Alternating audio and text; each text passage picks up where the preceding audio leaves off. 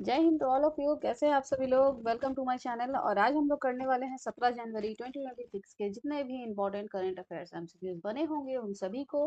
अगर आप किसी भी प्रतियोगिता परीक्षा की तैयारी कर रहे हैं तो ये क्लास जो है ना आपके लिए बहुत ही ज़्यादा इंपॉर्टेंट होने वाला है।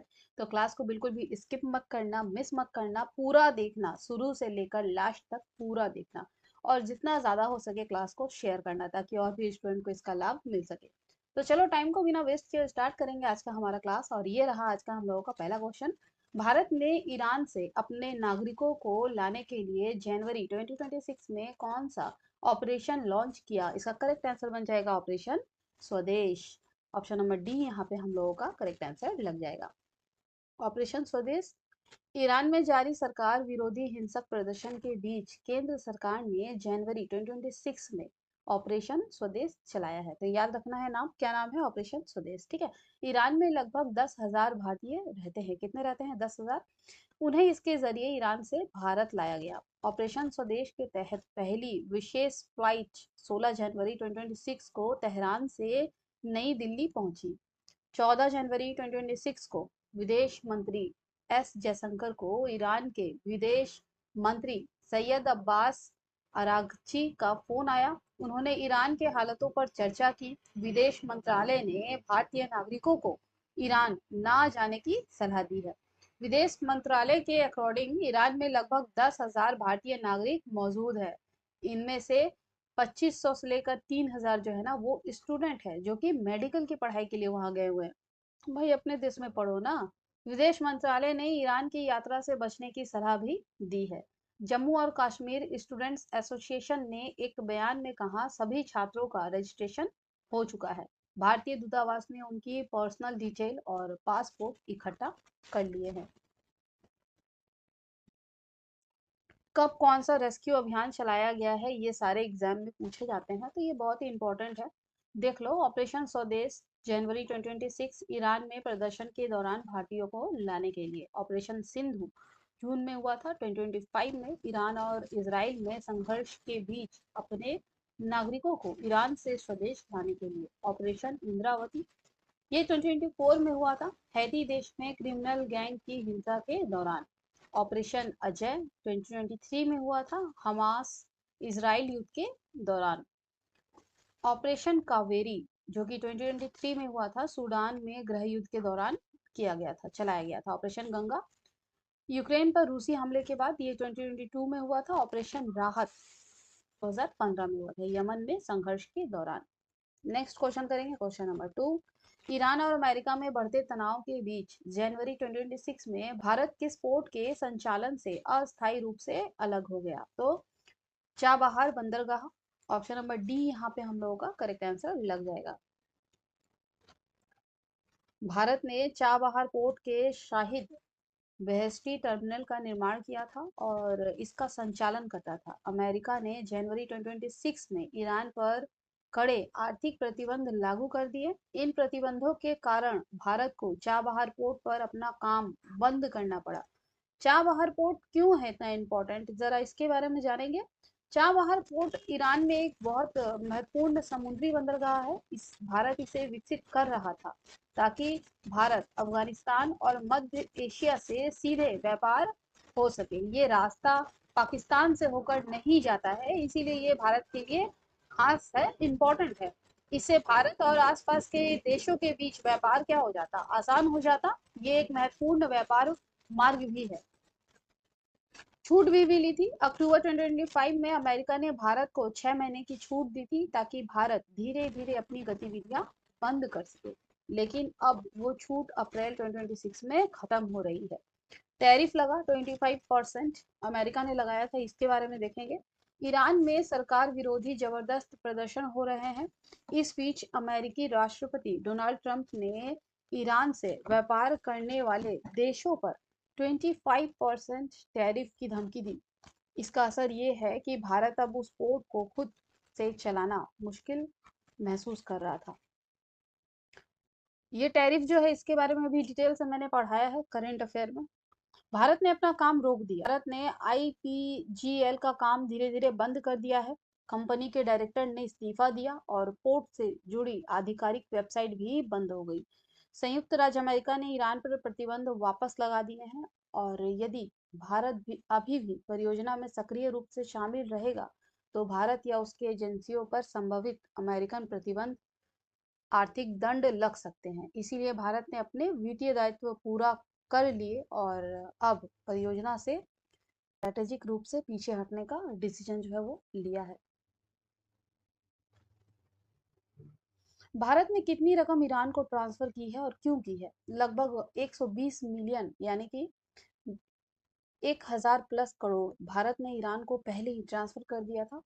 ये वो राशि थी जिसका भारत ने चाबहार बंदरगाह को विकसित और संचालन योग्य बनाने के लिए वादा किया था। भारत ने ये राशि यूएस द्वारा प्रतिबंधों को फिर से लागू करने से पहले ही भेज दी थी, ताकि प्रतिबंध के आने के बाद धन भेजना मुश्किल ना हो और भारत की वित्तीय जिम्मेदारी पूरी हो जाए। भारत ने अपना वित्तीय वादा पूरा करके यह सुनिश्चित किया कि भविष्य में कोई आर्थिक दायित्व भारत के खड़े ना रहे।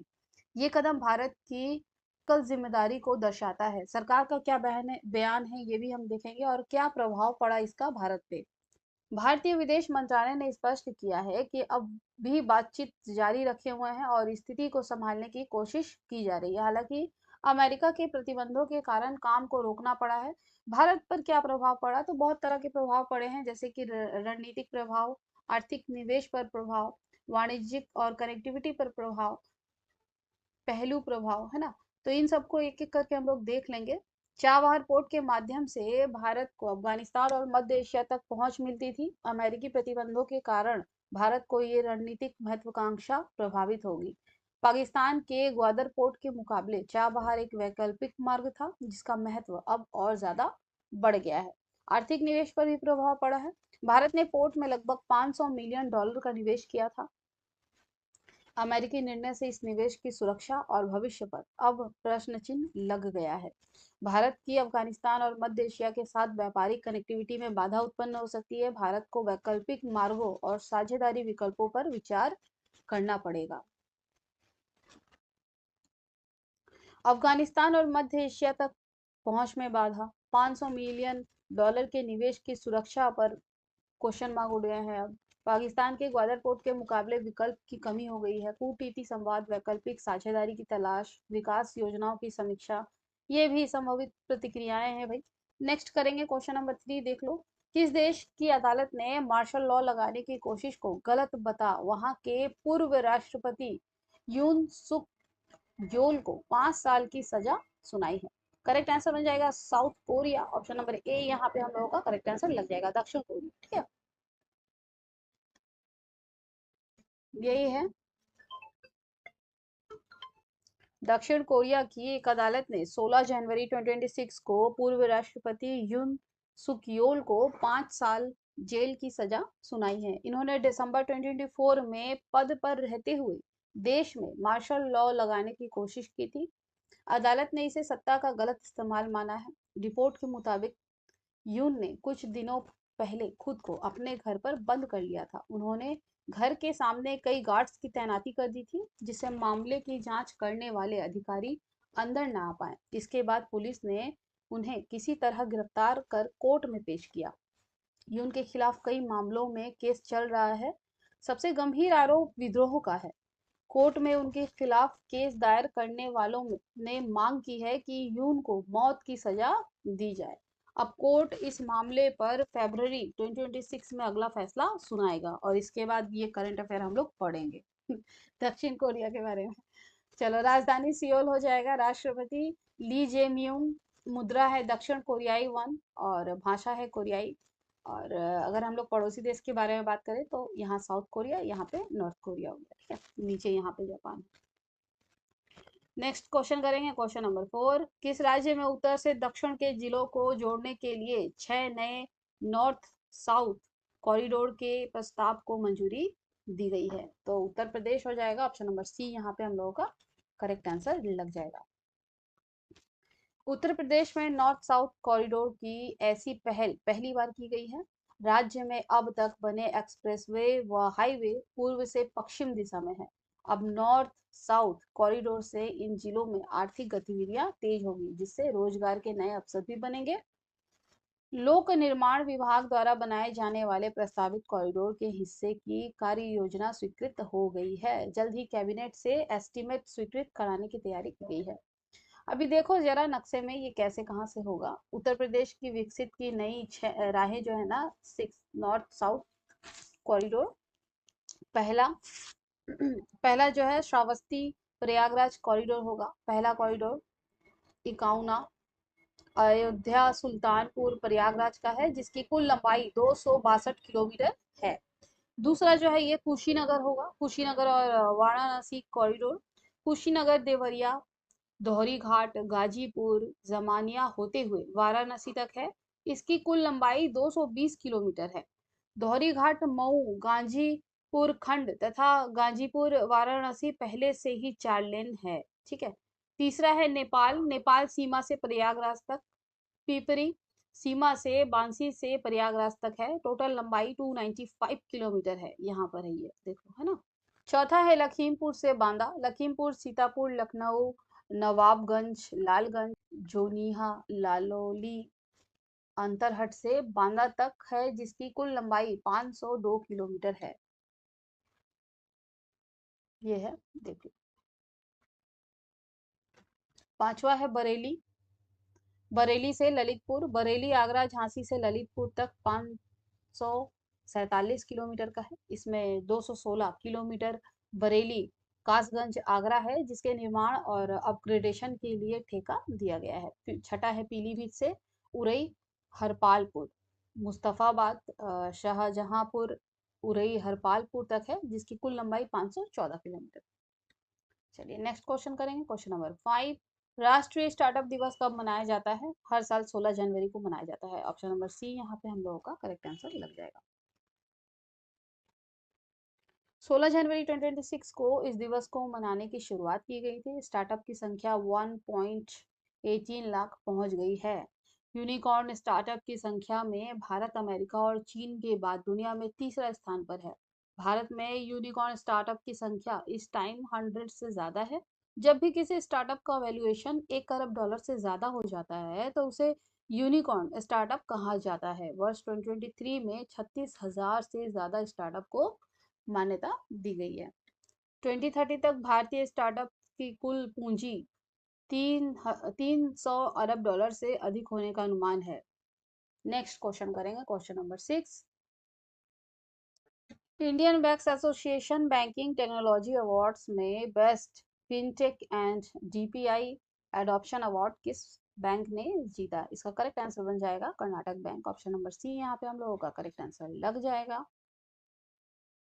इसके अलावा भी कर्नाटक बैंक को सर्वश्रेष्ठ तकनीकी प्रतिभा श्रेणी में उपविजेता घोषित और सर्वश्रेष्ठ प्रौद्योगिकी बैंक, सर्वश्रेष्ठ डिजिटल वित्तीय समावेशन और सर्वश्रेष्ठ डिजिटल बिक्री श्रेणियों में विशेष उल्लेख प्राप्त हुआ। बैंक के प्रबंध निदेशक और सीईओ राघवेंद्र एस भट्ट ने बताया, हमें गर्व महसूस हो रहा है। ये पुरस्कार डिजिटल नवाचार को बढ़ावा देने, तकनीकी प्रतिभाओं को पोषित करने और ग्राहक केंद्रित बैंकिंग समाधान प्रदान करने में आईटी और वेबसाइट टीमों के संयुक्त प्रयासों को दर्शाता है। हेडक्वार्टर हो गया मंगलुरु कर्नाटक में। नेक्स्ट क्वेश्चन करेंगे, क्वेश्चन नंबर 7। नोबेल शांति पुरस्कार 2025 से किस विजेता ने अपना अवार्ड अमेरिकी राष्ट्रपति ट्रंप को सौंप दिया? इसका करेक्ट आंसर बन जाएगा Maria Corina Machado. Option number B यहाँ पे हम लोगों का करेक्ट आंसर लग जाएगा। अमेरिकी राष्ट्रपति डोनाल्ड ट्रंप ने 15 जनवरी 2026 को व्हाइट हाउस में वेनेजुएला की विपक्षी नेता और नोबेल शांति पुरस्कार 2025 की विजेता कोरिना मचाडो से मुलाकात की। वेनेजुएला के राष्ट्रपति निकोलस मादुरो को अगवा करने के बाद ये उनकी किसी भी वेनेजुएलाई नेता से पहली मुलाकात थी। मुलाकात के बाद मचाडो ने कहा कि उन्होंने ट्रंप को नोबेल शांति पुरस्कार ट्रंप के नाम करते हुए उन्हें मेडल भेज किया है, गिफ्ट किया है। इन्होंने कहा कि मुझे लगता है कि आज वेनेजुएला वासियों के लिए एक ऐतिहासिक दिन है। इसके बाद मचाडो ने कहा, हम राष्ट्रपति ट्रंप पर भरोसा कर सकते हैं। हालांकि ट्रंप ने मचाडो को वेनेजुएला की नई नेता के रूप में समर्थन नहीं दिया है। ट्रंप ने कहा है कि वेनेजुएला की कार्यवाहक राष्ट्रपति डेल्सी रोड्रिगेज के साथ काम कर रहे हैं। नोबेल संस्थान ने क्या बोला? नोबेल कमेटी ने कहा कि नोबेल पुरस्कार की घोषणा हो जाने के बाद इसे रद्द नहीं किया जा सकता, ना साझा किया जा सकता है और ना ही किसी और को ट्रांसफर किया जा सकता है। व्हाइट हाउस में हुई बैठक से पहले नोबेल संस्थान ने एक्स पर पोस्ट करके बताया कि एक पदक के मालिक बदल सकते हैं, लेकिन नोबेल शांति पुरस्कार विजेता की उपाधि नहीं बदल सकती।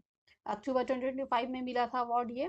अक्टूबर 2025 में मचाडो को नोबेल शांति पुरस्कार से सम्मानित किया गया था। इन्होंने वेनेजुएला के लोगों को लोकतांत्रिक अधिकारों के लिए उनके प्रयासों और तानाशाही से शांतिपूर्ण लड़ाई के लिए ये सम्मान दिया गया था। नेक्स्ट क्वेश्चन करेंगे, क्वेश्चन नंबर 8। किस अमेरिकी साइंटिस्ट माइकोराइजल अनुसंधान के लिए टाइलर पुरस्कार 2026 जीता? इसका करेक्ट आंसर बन जाएगा option number B, Toby cares.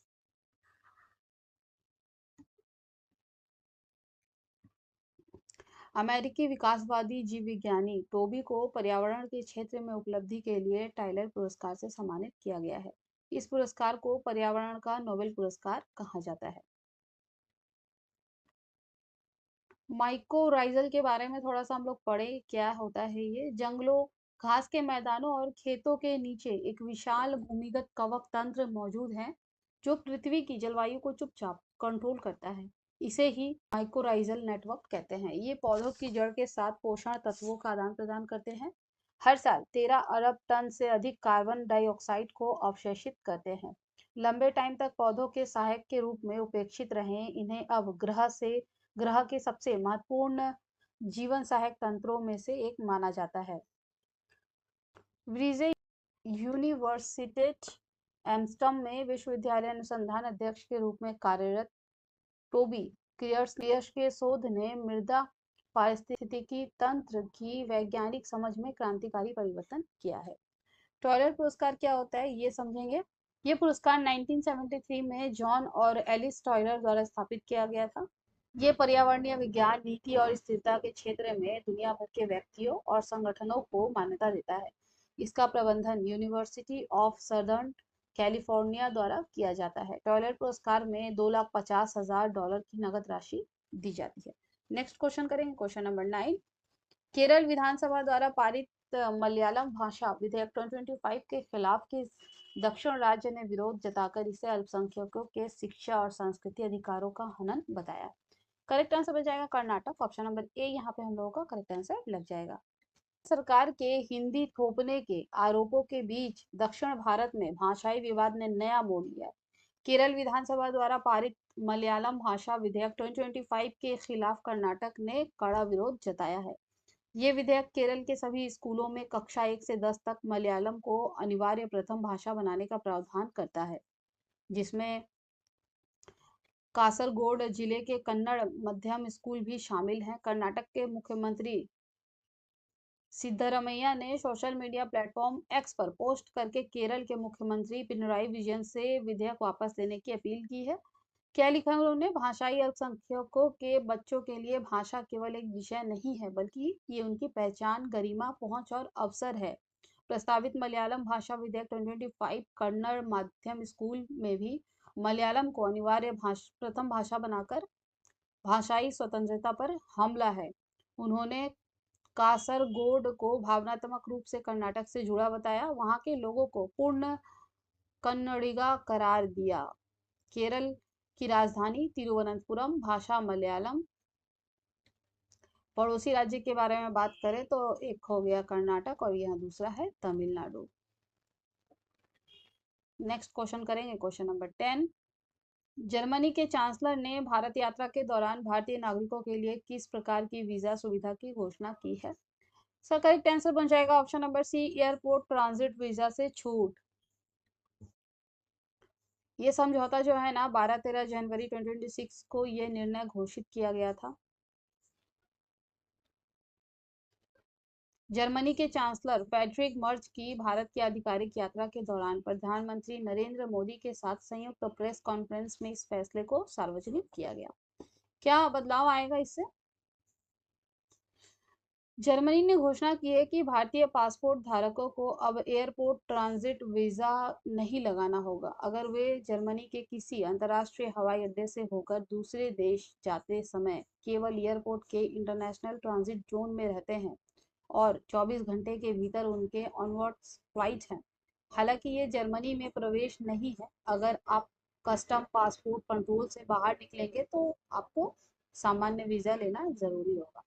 पुराना नियम क्या था? पहले भारतीय नागरिकों को तब भी ट्रांजिट वीजा लेना पड़ता था जब वे केवल हवाई अड्डे में रहते, लेकिन वे को ट्रांजिट वीजा नहीं लिए बिना जर्मनी से होकर ऑनवर्ड यात्रा नहीं कर सकते थे। इसके लिए भारतीय यात्रियों को लगभग 60 से 90 तक का शुल्क देना पड़ता था और वीजा प्रोसेस में कई दिनों का टाइम भी लग जाता था। क्यों ये बदलाव इम्पोर्टेंट है?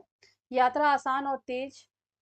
अब ट्रांजिट वीजा के लिए आवेदन फीस और इंतजार की जरूरत नहीं पड़ेगी। कम खर्च है, वीजा फीस और डॉक्यूमेंट खर्च बचेंगे। बेहतर कनेक्टिविटी हो जाएगा। तरह तरह के अंतर्राष्ट्रीय मार्ग भी खुलेंगे, है ना।